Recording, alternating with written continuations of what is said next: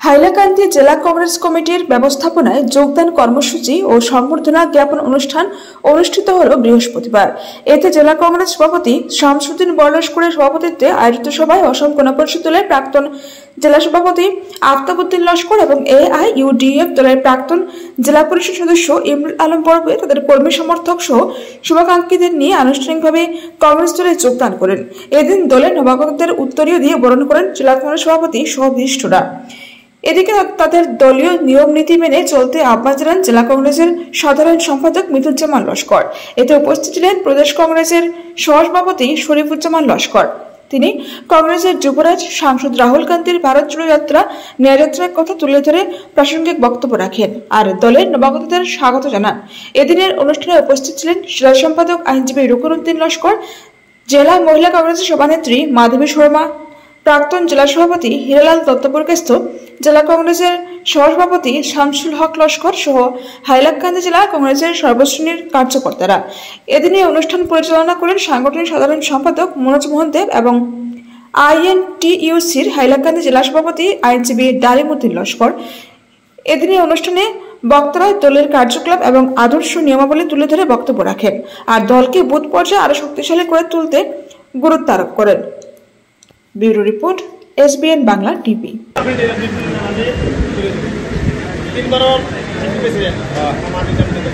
আমি আমার জেলা কংগ্রেসের পক্ষ নিয়ে ভারতের জাতীয় কংগ্রেসের যে মালা, যেটা হাত সিম্বল মালা দিয়ে বলে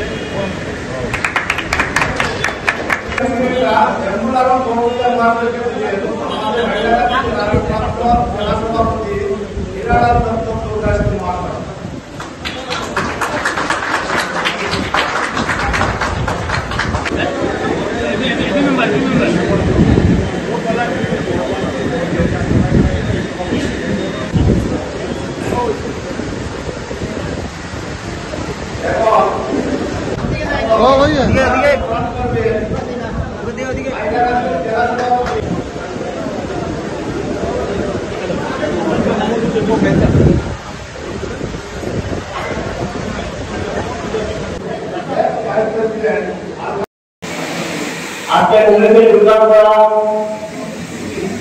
মোহনপুর গভর্নমেন্টের 3 বারের সভাপতি মিনাবুদ্দিন বড়ভূঁইয়া মহাশয় এবং আমাদের পক্ষে আসা আমাদের দলের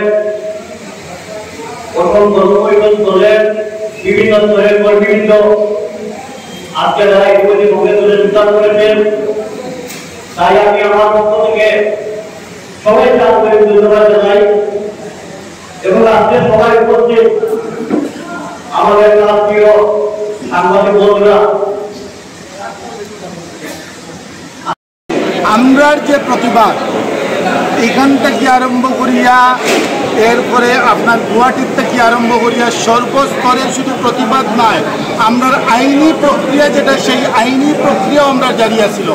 আপনি নিজে কইছেন যে খাটলিছড়া এবং আলগাপুর দুইটারে কর্তন করিয়া একটা করা হয়েছে। একটা করার পরে তখন ডিলিমিটেশন কমিটির সামনে আমরা কংগ্রেসের হাইলাকান্দিগঞ্জ, শিলচরগঞ্জ, করিমগঞ্জ আমরা দ্বারস্থ হয়েছি। দ্বারস্থ হওয়ার পরে হিয়ারিং হয়েছে।